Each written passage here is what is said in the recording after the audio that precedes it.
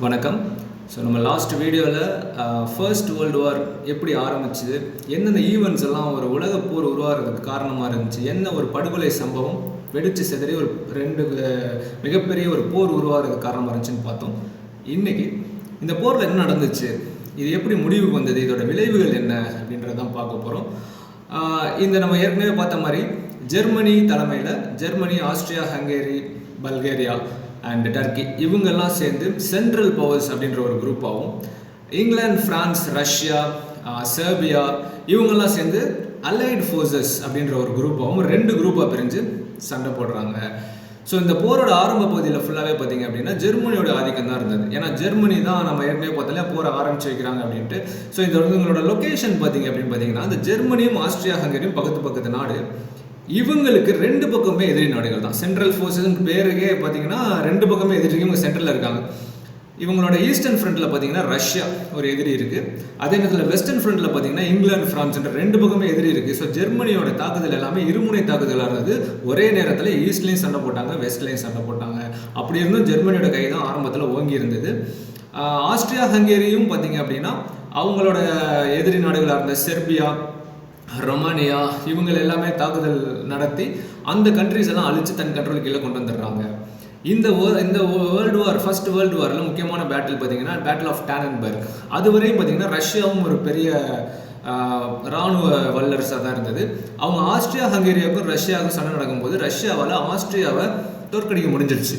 ஆனால் ஜெர்மனிக்கும் ரஷ்யாவுக்கும் சண்டை வரும்போது இந்த பேட்டில் ஆஃப் டானன்பர்க் அப்படின்ற இடத்துல பேட்டிலில் ஜெர்மனி ரஷ்யன் ஃபோர்ஸஸை தோற்கடிச்சு பின்வாங்கிருது ரஷ்யா. ஸோ இந்த அதுவரையும் வலிமையாக இருந்த ரஷ்யா இந்த பேட்டில் ஆஃப் டானன்பர்க்கு பிறகு பின்வாங்கிடுறாங்க, அவங்க தோத்துடுறாங்க. அதே நேரத்தில் இந்த பக்கம் இது ஈஸ்டர்ன் ஃப்ரண்ட்டில் நடந்த சண்டை. அதே நேரத்தில் ஜெர்மனியோட வெஸ்டர்ன் ஃப்ரண்ட்டில் நடக்கிற ஃப்ரான்ஸுக்கு எதிராக ஏற்கனவே பெல்ஜியமை ஜெர்மனி அடிச்சிடுறாங்க. அடுத்தது ஃப்ரான்ஸ் மேலே படைத்தெடுத்து ஃப்ரான்ஸோட பெரும்பகுதியை ஜெர்மனி தன் கண்ட்ரோல் கீழே கொண்டு வந்துடுது. இன்னும் கொஞ்சம் முன்னேறினா பாரிஸே விழுந்துடும். பாரிஸ் விழுந்தால் மொத்த ஃப்ரான்ஸுமே விழுந்த மாதிரி அப்படி ஒரு சம்பவத்தில் நடந்த ஒரு பேட்டில் தான். அந்த சுச்சுவேஷனில் நடந்த ஒரு பேட்டில், பாரிஸை காப்பாற்றுறதுக்காக நடந்த ஒரு பேட்டில் ஆஃப் மான். இது முக்கியமான பேட்டில். ஏன்னா இந்த பேட்டிலில் ஃப்ரெஞ்சு ரொம்ப அக்ரெசிவாக ஜெர்மனிக்கு எதிர்த்து ரெசிஸ்டன்ஸோடு போராடி அவங்கள தக்க வச்சுக்கிட்டாங்க. பாரிஸை ஜெர்மனி அழிக்க முடியாமல் அந்த தடுத்து நிப்பாட்டின ஒரு முக்கியமான போர். ஏன்னா இந்த போரில் ஃப்ரான்ஸ் தோற்றுருந்துச்சுன்னா, அந்த ஃப்ரான்ஸ் படைகள் தோற்றுருந்தா பாரிஸ் விழுந்திருக்கும், அப்போவே ஃப்ரான்ஸும் தோற்றுருப்பாங்க. ஆனால் அப்படி நடக்காமல் ஃப்ரெஞ்ச் ஆர்மி ஜெர்மனிக்கு எதிராக ஒரு பெரிய ரெசிஸ்டன்ஸை ஏற்படுத்தி அவங்கள முன்னேற விடாமல் தடுத்த ஒரு பேட்டில் ஆஃப் மான். அதே நேரத்தில் இன்னொரு பேட்டில் இங்கிலாந்துக்கும் ஜெர்மனிக்கும் நடந்த ஒரு முக்கியமான பேட்டில் ஆஃப் வேர்டன். இந்த பேட்டிலில் பார்த்தீங்கன்னா கிட்டத்தட்ட 10 லட்சத்துக்கும் மேலே சோல்ஜர்ஸ் சண்டை போட்டிருக்காங்க இந்த பேட்டில் ஆஃப் வேர்டனில். அதில் பாதிக்கு மேலே இறந்துட்டதாக சொல்கிறாங்க. ஸோ மிகப்பெரிய இழப்பை ஏற்படுத்தின பேட்டில். கிட்டத்தட்ட 4-5 மாதம் நடந்த இந்த பேட்டில் ஆஃப் வேர்டனில் ஏன் முக்கியத்துவம் வாய்ந்ததுன்னு பார்த்தீங்கன்னா அதுவரையும் இங்கிலாண்டோட கை தான் ஜெர்மனியோட கை தான் ஓங்கியிருந்தது. இந்த பேட்டில் ஆஃப் வேர்டனுக்கு பிறகு இங்கிலாந்து தன்னோட அதாவது அந்த வாரில் இங்கிலாண்டோட கை ஓங்குறதுக்கு காரணமாக இருந்தது. அதுவரையும் ஜெர்மனி ஜெயிச்சிட்டு இருந்தது. இந்த பேட்டில் ஆஃப் வேர்டனுக்கு அப்புறம் தான் இங்கிலாந்து ஜெயிக்க ஆரம்பிச்சது. ஆனாலுமே பார்த்தீங்கன்னா ஈஸ்டில் இருக்க எல்லா யூரோப்பியன் கண்ட்ரிஸையுமே ஜெர்மனியும் ஆஸ்திரியா ஹங்கேரியும் தன் கையில் கொண்டு வந்துடுறாங்க. இந்த பக்கம் ஃப்ரான்ஸையும் முக்கால்வாசி அடிச்சிடறாங்க. இங்கிலாந்து மட்டும்தான் தனியாக சண்டை போட்டுட்டு இருக்காங்க அலைடு ஃபோர்ஸஸில். மற்றபடி ஜெர்மனிக்கு தான் இந்த வாரில் மிகப்பெரிய வெற்றி நடந்துகிட்டு இருக்கு. இந்த நேரத்தில் இங்கிலாந்து தன்னோட மிகப்பெரிய பவரை யூஸ் பண்ணுறோம். இங்கிலாண்டோட பவரை என்ன நம்ம ஏற்கனவே பார்த்துருக்கோம், மைட்டி நேவி, கடல் படை. அந்த கடல் படையை வச்சு தான் உலகத்தையே தன் ஆட்சி கீழே கொண்டு வந்தான்னு நம்ம பார்த்தோம் ஏற்கனவே இங்கிலாந்து.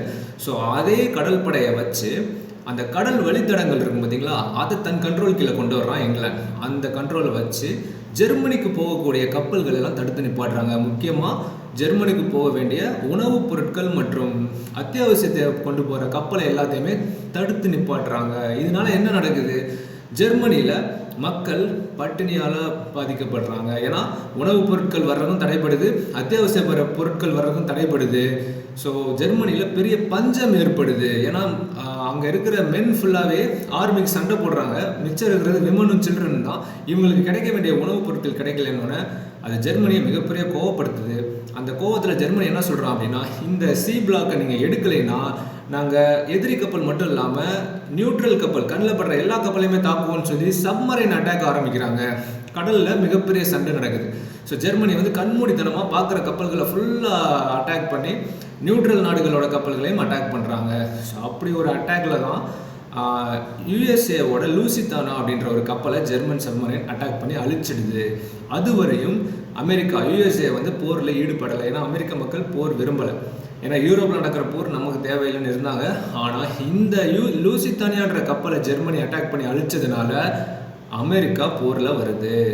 ஸோ அமெரிக்கா போரில் என்ட்ரான பிறகு தான் அமெரிக்காவோட சப்போர்ட்டோட இங்கிலாண்டும் ஃப்ரான்ஸும் ஜெர்மனியை தோக்கடிக்கிறாங்க. அதுவரையும் ஜெர்மனியோட கை உயர்ந்திருந்தது. இந்த கடலில் நடந்த ஒரு சண்டை சப்மரைன் வார்ஃபேர்னால அமெரிக்கா போருக்கு வர்றதுக்கு காரணமாக இருந்தது, இங்கிலாண்டோட கை ஓங்குறதுக்கும் காரணமாக இருந்தது. ஸோ ஜெர்மன் தன்னோட தோல்வியை ஒப்புக்கிட்டு சரண்டர் ஆகுறாங்க. ஸோ ஃபர்ஸ்ட் வேர்ல்டு வார் முடிவுக்கு வருது. ஸோ ஜெர்மன் தோத்துட்டாங்கன்னு சொல்லிட்டு சரண்டர் ஆகி பாரிஸ் ட்ரீட்டி, ஒரு அமைதி ஒப்பந்தம் போடுறாங்க. ஸோ அதில் வந்து ட்ரீட்டி ஆஃப் வெர்சலைஸ் அப்படின்னு ஒரு ட்ரீட்டி, முக்கியமான ட்ரீட்டி. இந்த ட்ரீட்டி மூலியமாக தான் இந்த வேர்ல்டு வார் முடிவடையுது. இந்த ட்ரீட்டியில் என்ன சொல்கிறாங்க அப்படின்னு பார்த்தீங்கன்னா, இந்த ஜெயிச்ச நாடுகள் இருக்குது பார்த்தீங்களா, இங்கிலாந்து, ஃப்ரான்ஸ், ரஷ்யா, இந்த குரூப் அலைடு ஃபோர்ஸஸ், தோத்த நாடுகள் அந்த சென்ட்ரல் ஃபோர்ஸஸ் ஜெர்மனி மேலேயும் ஆஸ்திரியா மேலேயும் மிகப்பெரிய ஒரு நஷ்ட இழப்பீடுகளை கேட்குறாங்க. ஜெர்மனி அவங்க வாழ்நாள் ஃபுல்லாக நினச்சாலும் கட்ட முடியாத ஒரு தொகையை ஃபைனாக, பெனால்ட்டியாக போடுறாங்க ஜெயிச்ச கண்ட்ரிஸ். ஜெர்மனியால் அதுக்கு மேலே எந்திரிச்சே வர முடியாதுன்ற மாதிரி என்னெல்லாம் பண்ண முடியுமோ அதை ஃபுல்லாக பண்ணுறாங்க. மிகப்பெரிய ஒரு தொகையை அவங்க மேலே ஃபைன் போடுறாங்க. அது மட்டும் இல்லாமல் ஜெர்மனியோட படைகள், நேவி இருக்கக்கூடாது, ஏர்ஃபோர்ஸ் இருக்கக்கூடாது, ஆர்மியில் இவ்வளோ தான் இருக்கணும். அதே மாதிரி ஆஸ்திரியா, ஹங்கரியும் ஜெர்மனி இனிமேல் ஒன்று சேரவே கூடாது. அதே மாதிரி ஜெர்மனியில் வந்து இந்த அவங்க கையில் இருந்த, அவங்க கண்ட்ரோலில் இருந்த காலனிஸ், ஆஃப்ரிக்காவில் இருந்த காலனிஸ் எல்லாம் இவங்க பிரிச்சுக்கிறாங்க. இங்கிலாந்து, ஃப்ரான்ஸ் இனிமேல் ஜெர்மனிக்கு எந்த காலனிஸ் இருக்கக்கூடாதுன்னு சொல்லி மிகப்பெரிய ஆதிக்கம் செலுத்தி, அது வந்து ஒரு நியாயமான ட்ரீட்டியாகவே இல்லை. ஜெயிச்ச நாடுகள் தன்னோட வலிமை, அதாவது நாங்கள் ஜெயிச்சிட்டோன்றதுக்காக ரொம்பவே அநியாயமாக தான் அந்த நடந்துக்கிட்டாங்க அந்த ட்ரீட்டியில். ஸோ இது நமக்கு ஒரு மிகப்பெரிய பாடம். ஏன்னா வலியவர்கள் என்றைக்குமே தன்னோட வலிமையை பயன்படுத்தி எளியவர்கள் மேலே தாக்குதல் செய்வது கரெக்ட் இல்லை அப்படின்றத நம்ம பார்த்துருக்கோம் இதுவரையும். அதே மாதிரி தான் இங்கேயும் நடந்தது. ஸோ தாம் வாரில் ஜெயிச்சிட்டோன்றதுக்காக இந்த தோத்த கண்ட்ரிஸ் மேலே அளவுக்கு அதிகமாகவே அவங்க அந்த ஃபைனை இம்போஸ் பண்ணதுனால இது எதுக்கு வழிவகுச்சுன்னு பார்த்தீங்கன்னா, இது ஜெர்மனியில் ஹிட்லர் மாதிரியும் இட்டாலியில் முசோலினி மாதிரி ஒரு சர்வாதிகாரிகள் உருவாகிறதுக்கும், ஃபர்ஸ்ட் வேர்ல்டு வாரை விட மோசமான ஒரு செகண்ட் வேர்ல்டு வார் பேரழிவை உருவாக்குறதுக்கு இந்த ட்ரீட்டி ஒரு காரணமாக இருந்தது. ஸோ இங்கிலாண்டும், ஃப்ரான்ஸும், ரஷ்யாவும் ஓரளவுக்கு நியாயமாக நடந்துகிட்டு இருந்திருந்தாங்கன்னா இந்த வார் அதோட முடிஞ்சிருக்கும், கண்டினியூ ஆகிருக்காது. ஆனால் அவங்களோட பேராசை அதை விட இன்னொரு போருக்கு அவங்கள தன்னால் நகர்த்தியது. ஸோ இது நமக்கு ஒரு பெரிய பாடம். ஏன்னா போர்னால யாருக்குமே எந்த விதமான பயனும் கிடையாது. ஜெயிச்ச கண்ட்ரிஸும் சரி, தோத்த கண்ட்ரிஸும் சரி, இழப்புகள் தான் வருமே தவிர எந்த பயனுமே வராது. ஸோ இதோட விளைவுகள் என்னன்னு பார்த்தீங்கன்னா, இந்த ஃபர்ஸ்ட் வேர்ல்டு வார் முடிவில் ரஷ்ய மக்கள் ரொம்பவே வெறுத்து போயிட்டாங்க. எப்போ பார்த்தாலும் இந்த கவர்மெண்ட், ஏன்னா ரஷ்யாவை ஆட்சி செஞ்சது ஜார் அப்படிங்கிற அரசர்கள், மன்னர்கள் தான். ஸோ அவங்களோட ஆட்சி காலத்தில் தான் இந்த மாதிரி போர் போய்கிட்டே இருக்காங்க. ஸோ மக்கள், ஏன்னா ஒரு நாடு எப்போவுமே தன்னோட மிலிட்ரி பவரே ஃபுல்லாக யூஸ் பண்ணிவிட்டு அடுத்த நாடுகள் மேலே போர் புரிஞ்சுக்கிட்டே இருந்துச்சுன்னா அதோட மக்கள் நலன் மேலே கவனம் செலுத்துறதுக்கு அதுக்கு டைம் இருக்காது. ஸோ இந்த ரஷ்ய மக்கள்லாம் ரொம்பவே வெறுத்துட்டாங்க. ஏன்னா அவங்க உழைச்சி சம்பாதிக்கிறாங்க, ஆனால் அந்த காசு ஃபுல்லாக எங்கே போகுது, சண்டைக்கு தான் போகுது. ஸோ இது தேவையில்லைன்னு சொல்லி அவங்க ரொம்ப வெறுத்துடுறாங்க. அப்படி வெறுத்து போய் ஒரு கட்டத்தில் ரஷ்யன் ரெவல்யூஷன் சொல்கிற ரஷ்ய புரட்சியை உருவாகி அந்த ஜார் கவர்மெண்ட்டே, அந்த ஜாரோட ஆட்சியவே தூக்கி எறிஞ்சு மக்கள் ஆட்சி கொண்டாடுறாங்க. ரஷ்யா கம்யூனிஸ்ட் ஆட்சி கொண்டு வர்றதுக்கு இந்த உலகப்போர் ஒரு காரணம். அதில் முக்கியமான ஒரு சம்பவம் கூட நம்ம இதில் சொல்லலாம். ஏன்னா விமனோட பவர் அங்கே அந்த காலத்திலேயே ரஷ்யாவில் அவங்க செஞ்சு காட்டினது. ஏன்னா அப்போது தொழிலாளர்கள் தானே அப்போ, ஏன்னா இண்டஸ்ட்ரியல் ரெவல்யூஷனால் அதான் இந்த வாரம் ஏற்பட்டுச்சு. ரஷ்யாவும் ஒரு இண்டஸ்ட்ரியல் பவர் தான். இந்த டெக்ஸ்டைல் மில்லில் வேலை பார்க்குற மென் எல்லாருமே பார்த்திங்கன்னா அந்த கவர்மெண்ட் மேலே ப்ரொட்டஸ்ட் பண்ணுறாங்க, நிறைய எதிர்ப்பு தெரிவிக்கிறாங்க. ஏன்னா மக்கள் நலனில் இந்த கவர்மெண்ட் அக்கறை செலுத்தலைன்னு சொல்லிட்டு. ஆனால் பயம் வந்து வீதிக்கு வந்து போராடினா நம்மளை இந்த போலீஸ் ஏதாவது பண்ணிவிடுவாங்க அப்படின்னு சொல்லிட்டு பயத்தில் வரமாட்டுறாங்க. ஆனால் அங்கே இருந்த விமன் வந்து ரோடில் வந்து ஒரு நாள் என்ன பண்ணுறாங்க, பொறுக்க முடியாமல் குழந்தைங்களுக்கு சாப்பிட்றதுக்கே பிரெட்டில் நீங்கள்லாம் ஏன் வேலை பார்க்குறீங்கன்ட்டு ஒரு ஆயிரக்கணக்கான விமன் ரோட்டில் வந்து ஒரு ப்ரொட்டஸ்ட் பண்ணுறாங்க. அந்த ப்ரொட்டஸ்ட் பண்ண நாளுக்கு அடுத்த நாளே லட்சக்கணக்கான தொழிலாளர்கள் ரோட்டுக்கு வந்து ரஷ்யாவில் போராட ஆரம்பித்தாங்க. அதுதான் ஸ்டார்டிங் பாயிண்ட். அதுக்கப்புறம் ஒரு பெரிய புரட்சி உருவாகி ரஷ்யாவில் அந்த மன்னர்களை தூக்கி எறிஞ்சு வேறு ஒரு மக்களாட்சி உருவாகிறதுக்கு காரணமாக இருந்தது.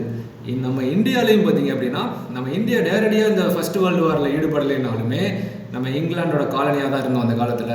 ஸோ இங்கிலாந்துக்கு சப்போர்ட்டாக அந்த காலத்திலே கிட்டத்தட்ட 500 கோடி ரூபாய் மதிப்பு அளவுக்கு நம்ம பொருட்களையும் பணத்தையும் கொடுத்துருக்கோம் இந்த வாருக்கு. அது மட்டும் இல்லை, நம்ம இந்தியர்கள் நிறைய பேர் இந்திய இராணுவத்தை சேர்ந்தவங்க போரில் ஈடுபட்டிருக்காங்க.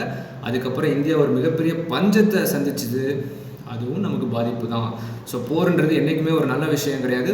போர் வராமல் தடுக்கிறது தான் நம்மளோட கடமையாக இருக்கணும். ஸோ உலகப் போர்லேருந்து நம்ம ஒரு பாடமாக எடுத்துக்கிட்டு போர் இல்லாத ஒரு உலகத்தை உருவாக்குறதுக்கு தான் நம்ம முயற்சி செய்யணும். ஸோ அடுத்த வீடியோவில் சந்திக்கலாம். Thank you. So please follow and subscribe.